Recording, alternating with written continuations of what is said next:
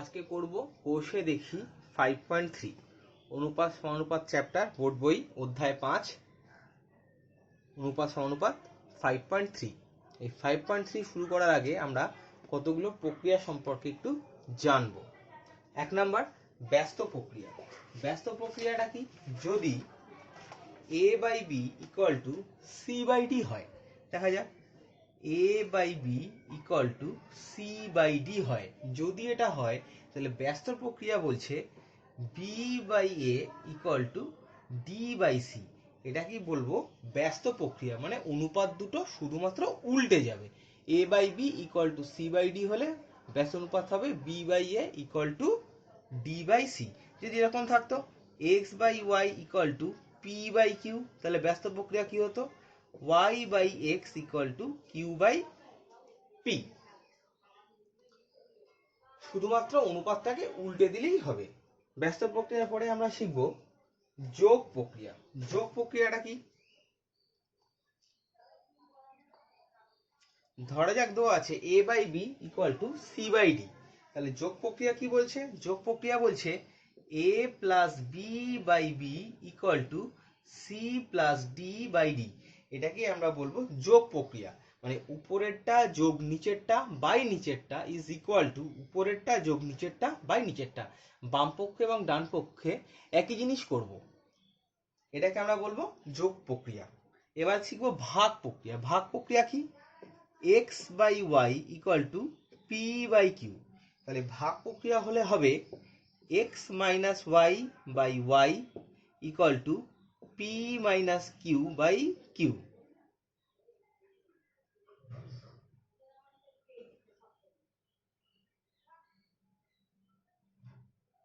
এটাকে আমরা বলবো ভাগ প্রক্রিয়া। উপরেরটা বিয়োগ নিচেরটা বাই নিচেরটা ইকুয়াল টু উপরেরটা বিয়োগ নিচেরটা বাই নিচেরটা, দুই দিকে একই রকম প্রক্রিয়া হবে, এটাকে আমরা বলবো ভাগ প্রক্রিয়া। এবার আমরা খুব গুরুত্বপূর্ণ একটা প্রক্রিয়া শিখবো, যেটাকে বলবো যোগ ভাগ প্রক্রিয়া। যোগ ভাগ প্রক্রিয়া কি? যোগ ভাগ প্রক্রিয়া যদি a by b equal to c by d হয়, তাহলে যোগ ভাগ প্রক্রিয়া দ্বারা আমরা বলতে পারি a plus b by a minus b equal to c plus d by c minus d হবে। যোগ ভাগ প্রক্রিয়া কি বললাম? a by b equal to c by d যদি হয়, তাহলে a plus b by a minus b equal to c plus d by c minus d হবে। যদি এরকম হতো x by y equal to p by q, তাহলে যোগভাগ প্রক্রিয়া দিয়ে আমরা কি বলতে পারতাম? x plus y by x minus y equal to p plus q by p minus q। এটাকে আমরা বলবো যোগ ভাগ প্রক্রিয়া। এই যোগ ভাগ প্রক্রিয়া আর একটা গুরুত্বপূর্ণ বিষয়, যদি x by y equal to p by q হয়, তাহলে এটাকে আমরা এরকম করেও লিখতে পারি y plus x by y minus x equal to q plus p by q minus p. মানে নিচেরটা যোগ উপরেরটা বাই নিচেরটা বিয়োগ উপরেরটা ইজ ইকুয়াল টু নিচেরটা যোগ উপরেরটা বাই নিচেরটা বিয়োগ উপরেরটা। এটাকেও আমরা যোগ ভাগ প্রক্রিয়া বলবো। এক্ষেত্রে আমরা উপরটাকে আগে রেখেছিলাম, উপরেরটা যোগ নিচেরটা বাই উপরেরটা বিয়োগ নিচেরটা, এদিকেও তাই করেছিলাম। কিন্তু এক্ষেত্রে জিনিসটা করলাম কি, উপরেরটা যোগ নিচেরটা যোগ উপরেরটা বাই নিচেরটা বিয়োগ উপরেরটা, এদিকেও তাই করলাম। দুটোকেই আমরা যোগভাগ প্রক্রিয়া বলবো। আচ্ছা, এবার একটা গুরুত্বপূর্ণ প্রক্রিয়া শিখবো, সেটা হচ্ছে সংযোজন প্রক্রিয়া। এই সংযোজন প্রক্রিয়াটা একেবারেই নতুন, আমরা আগে কোনোদিন করিনি। সংযোজন প্রক্রিয়াটা কি? যদি a by b equal to c by d হয়, তাহলে সংযোজন প্রক্রিয়া বলছে প্রত্যেকটি অনুপাত ইজ ইকুয়াল টু, মানে a by b equal to c by d equal to a plus c by b plus d, মানে উপরেরটা যোগ উপরেরটা বাই নিচেরটা যোগ নিচেরটা। সংযোজন প্রক্রিয়া ইজ ইকুয়াল টু প্রত্যেকটি অনুপাত সমান সমান উপরের গুলো যোগ বাই নিচের গুলোর যোগ। যদি এটা অনুপাত এরকম থাকতো a1 by b1 equal to a2 by b2 equal to a3 by b3, তাহলে আমরা সংযোজন প্রক্রিয়া দ্বারা বলতে পারতাম প্রত্যেকটি অনুপাত সমান সমান, অর্থাৎ এই তিনটে অনুপাত is equal to a1 plus a2 plus a3 by b1 plus b2 plus b3। এটাকে আমরা বলবো সংযোজন প্রক্রিয়া। এই সংযোজন প্রক্রিয়াটা আমাদের খুবই কাজে লাগবে। এবার আমি শুরু করছি 5.3 একের দাগের অঙ্ক। 5.3 একের দাগের অঙ্কে কি বলেছে? এক, a is to b equal to c is to d হলে দেখাও, এক নাম্বার কি প্রুফ করতে হবে? a square plus b square is to a square minus b square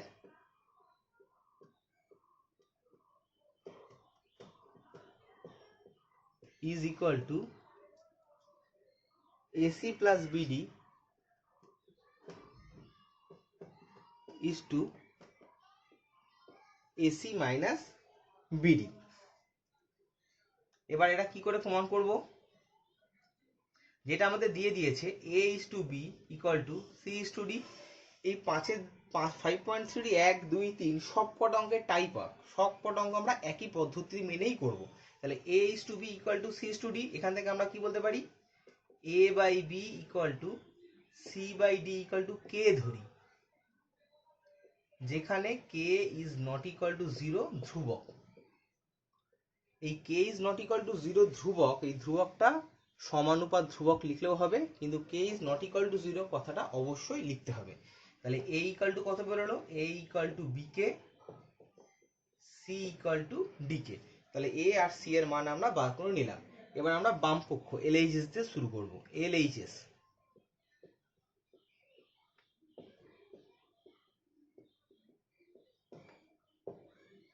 এখানে এর ভ্যালুটা বসাবো, বাই এখান থেকে আমরা বি স্কোয়ার কমন নিতে পারি, নিচ থেকেও বি স্কোয়ার কমন যাচ্ছে, তাহলে বি স্কোয়ার কেটে গেল, তাহলে কে পড়ে রইল k square plus 1 by k square minus 1। তাহলে LHS আমরা পেতে বেরিয়ে গেল। এবার RHS, RHS এ কি আছে?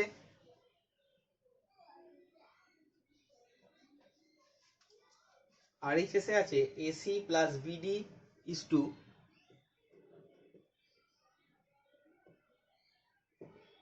AC minus BD। এ মানে কত? বিকে, সি মানে ডিকে, প্লাস বিডি বাই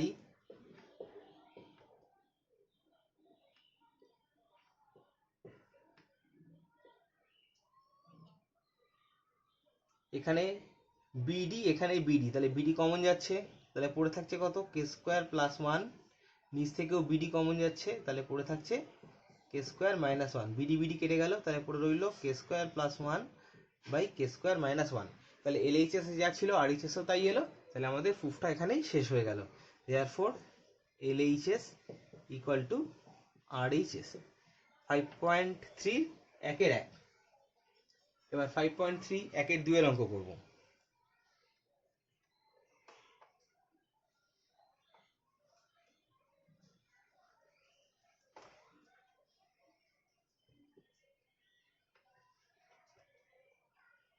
একের 2 কি বলেছে? a square plus ab plus b square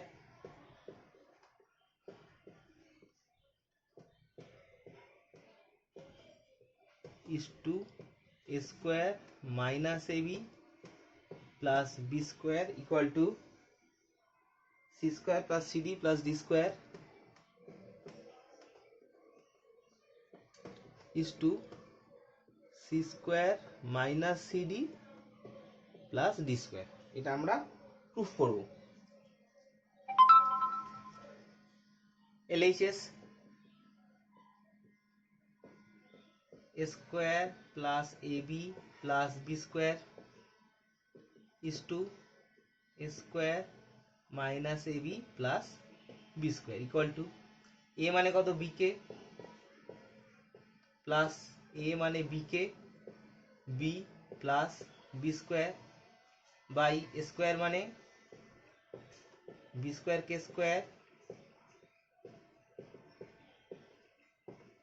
এখান থেকে b square, b into b, b square আর বি স্কোয়ার কমন যাচ্ছে, তাহলে পড়ে থাকছে k square plus k plus one by নিচ থেকেও বি স্কোয়ার কমন যাচ্ছে, k square minus k plus one.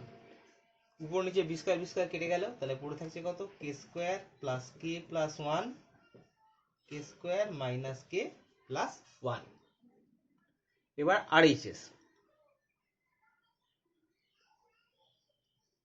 RHS এ কি আছে, আরএইচএস এ আছে c square plus c d plus d square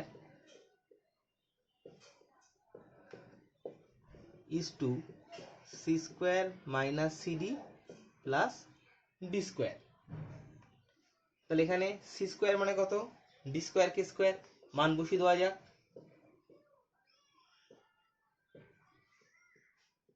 by c মানে কত, d square k square minus d k into d plus d square. তাহলে এখান থেকে আমাদের কত কমন যাচ্ছে, এখান থেকে আমাদের উপরে ডি স্কোয়ার, এখানে d into d, d square d square, তাহলে ডি স্কোয়ার কমন নিলাম, তাহলে পড়ে থাকছে k square plus k plus one, নিচে এখানে d square, d into d, d square, লাস্টে ডি স্কোয়ার, তাহলে ডি স্কোয়ার কমন নিলাম, পড়ে থাকছে k square minus k plus one. D square কেটে গেল, তাহলে পড়ে থাকছে k square plus k plus one by k square minus k plus one. তাহলে এলএইচএস এ যা এসেছিল আরএইচএস ও তাই এসছে। তাহলে কি প্রুফড হয়ে গেল, LHS equal to RHS, therefore LHS equal to RHS proofed. এবার করব 5.3 একের দাগে 3-এর অঙ্ক।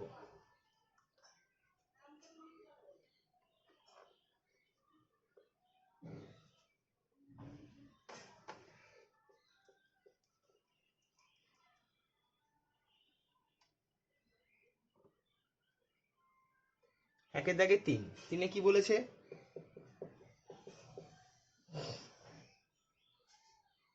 Root over a square plus c square is to root over b square plus d square equal two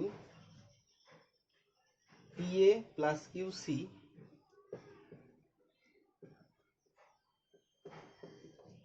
is to p b plus QD.